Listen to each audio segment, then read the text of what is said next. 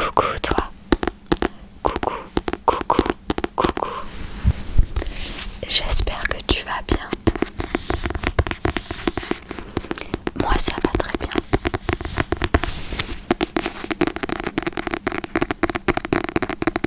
Aujourd'hui, avec l'accord de Sarah Shepherd, je vais te lire le chapitre 22 du tome 1 de Pretty Little Liars.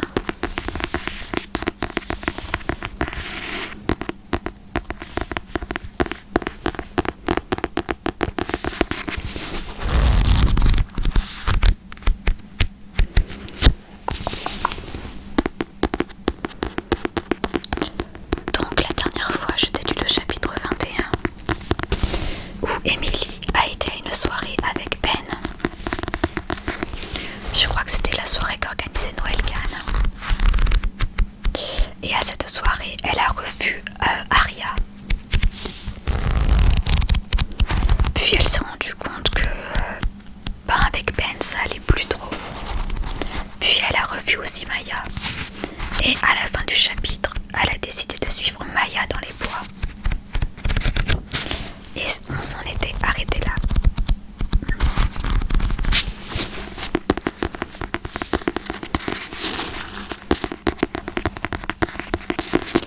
Donc c'est parti pour ce nouveau chapitre.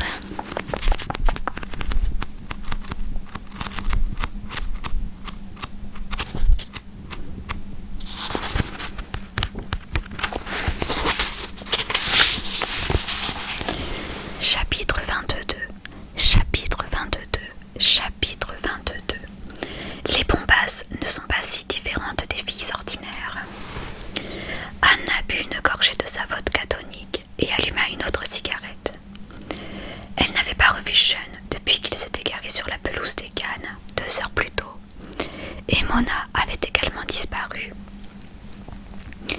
Anna se retrouvait coincée au milieu de James Freed, de Zelda Millings, une blonde renversante qui ne portait que des vêtements et des chaussures fabriqués à partir de chanvre et d'une tripotée d'autres snobinardes des amis de Doring Bell. Le lycée Gagger ultra branché de la ville voisine. Ces filles étaient déjà venues à la soirée de Noël l'année précédente. Et bien qu'Anna ait passé du temps avec elles, elle ne se souvenait d'aucun de leurs prénoms. James écrasa le mégot de sa Marlboro sur le talon de son Adidas et but une autre gorgée de bière. J'ai entendu dire que le frère de Noël avait une tonne d'herbe. Eric, qu'est-ce qu'il fout? Interrogea Zelda. Il est dans la cabine de photomaton, répondit James. Soudain, Sean apparut entre les pins. Anna se leva, rajusta la robe à fines bretelles BCBG, censée l'amincir, et rattacha autour de ses chevilles les lanières des sandales Christian Louboutin bleu pâle qu'elle ait traînées pour l'occasion. Comme elle courait vers son petit ami, un de ses talons s'enfonça dans l'herbe humide. Elle agita désespérément les bras, lâcha son gobelet et se retrouva soudain sur les fesses. « Et une camelle, une !» lança James avec une voix d'ivrogne. Les filles de Doring Bell éclatèrent de rire. Anna se releva très vite, se pinçant la paume pour s'empêcher de pleurer. C'était la soirée la plus importante de l'année et elle se sentait totalement à côté de la plaque. Sa robe la serrait aux hanches.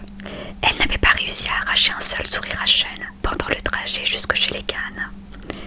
Alors qu'il était parvenu à se faire prêter la BMW 760i de son père pour l'occasion. Et elle en était à sa 3e vodka tonique bourrée de calories, alors qu'il était à peine 21h30. Sean lui tendit la main pour l'aider. « Ça va ?» Anna hésita.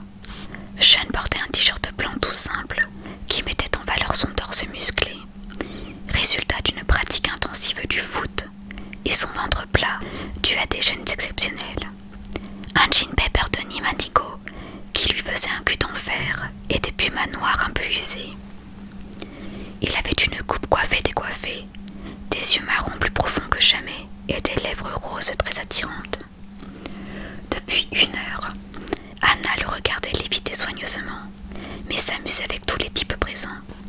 Oui, ça va, dit-elle, avançant la lèvre inférieure en une moue boudeuse qui avait fait ses preuves.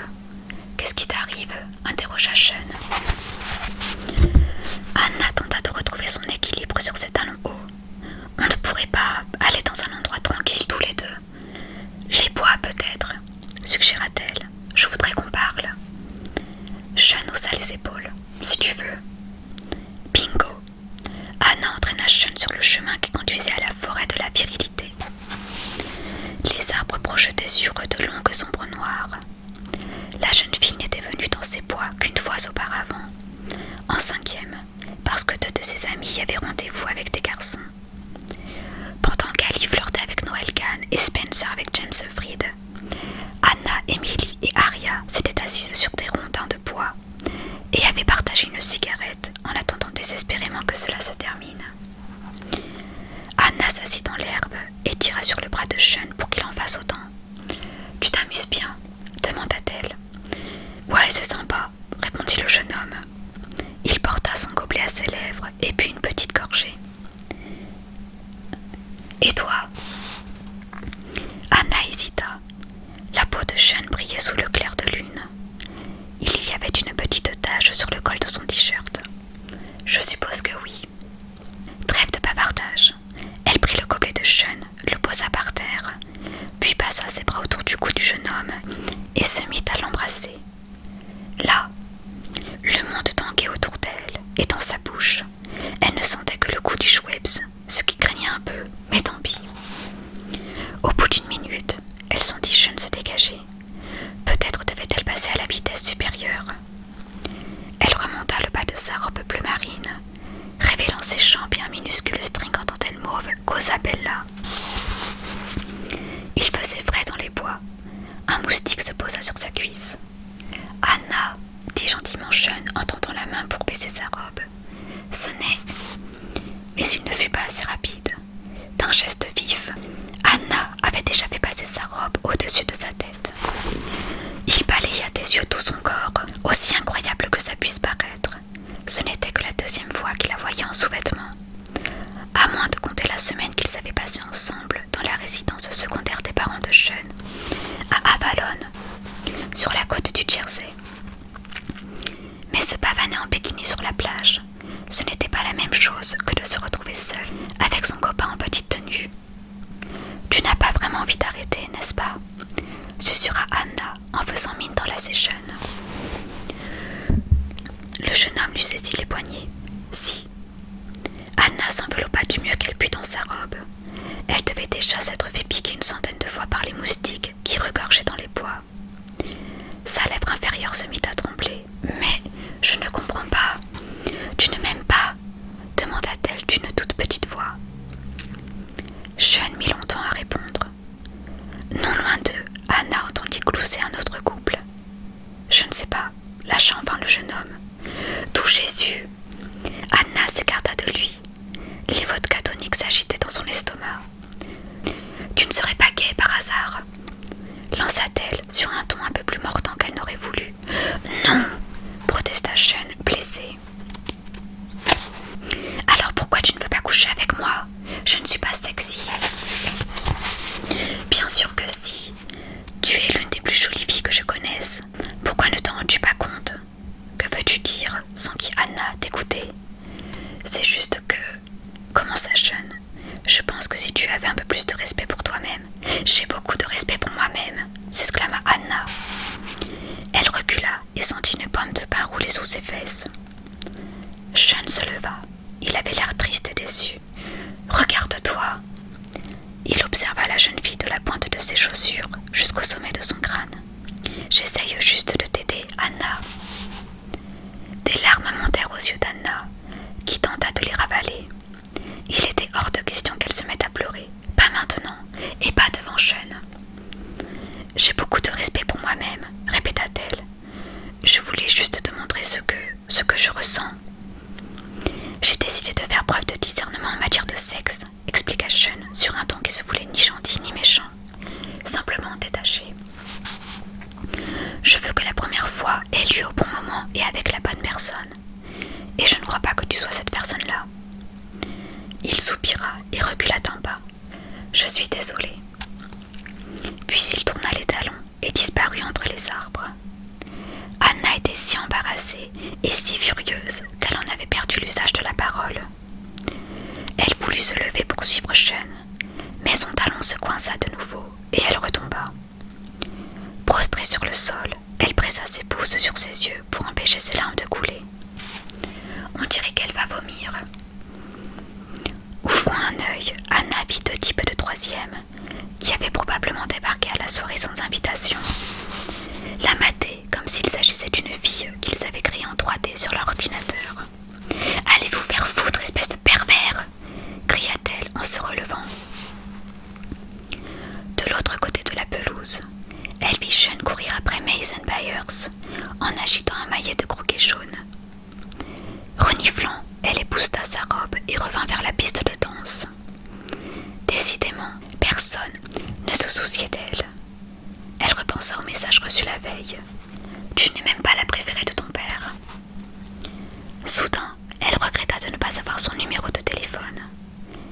Elle se remémora le jour où elle avait été lui rendre visite avec Ali. Ce jour maudit où elle avait fait la connaissance d'Isabelle et de Kate. Bien qu'on soit en février, le temps était incroyablement doux à Annapolis, suffisamment pour manger dehors. Après le déjeuner, Anna, Ali et Kate s'étaient assises sur les marches du porche pour bronzer. Ali et Kate discutaient de leur teinte préférée de vernis à ongles, MAC. Mais Anna n'arrivait pas à s'intéresser à leur conversation. Elle se sentait grosse et empotée. Elle avait vu l'expression de Kate quand Ali et elle étaient descendus du train. Surprise à la vue de la ravissante Ali, soulagée quand ses yeux s'étaient posés sur sa future demi-sœur. Comme si elle pensait « Je n'ai rien à craindre d'elle ». Sans le réaliser, Anne avait vidé le saladier de pop-corn au fromage posé sur la table et englouti une demi-douzaine de profiteroles, plus une partie du prix destiné à Isabelle et à son père. Les mains plaquées sur son ventre rond, elle avait jeté un coup d'œil aux abdominaux bien dessinés des deux autres filles et n'avait pu réprimer un grognement. « Ma petite cochonne ne se sent pas bien », avait demandé Tom Marine sur un ton taquin.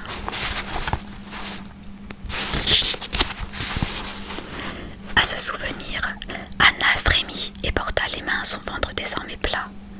Qui que soit il ou elle avait raison. Elle n'était pas la préférée de son père. « Tout le monde à l'eau !» hurla soudain Noël, arrachant Anna à ses sombres pensées. De l'autre côté du champ, la jeune fille vit Sean se déshabiller hâtivement. Noël, James, Mason et quelques autres garçons firent de même, avant de s'élancer vers la mare. Mais Anna ne broncha pas. S'il y avait bien une nuit où elle se fichait de voir les plus beaux garçons de Rosewood quasiment à poil. « Ils sont tous tellement craquants !» murmura Felicity McDowell, qui était en train de se préparer une tequila Fanta raisin près d'elle. « Tu ne trouves pas ?»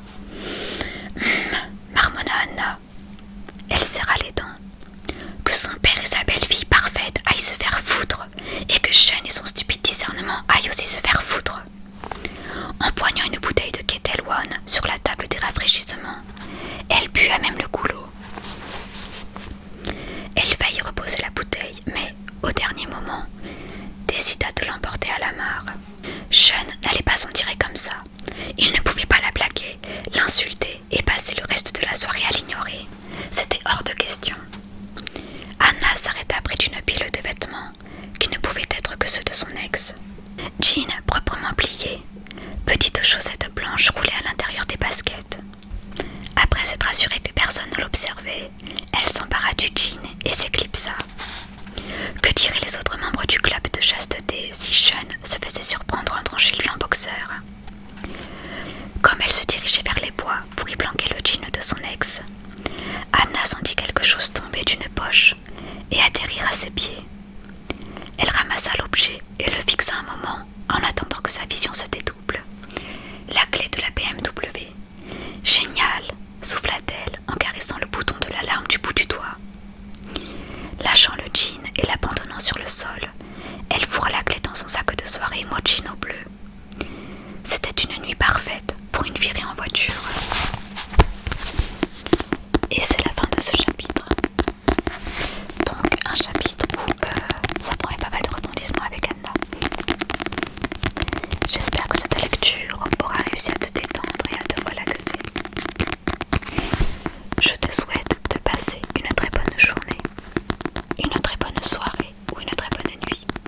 et je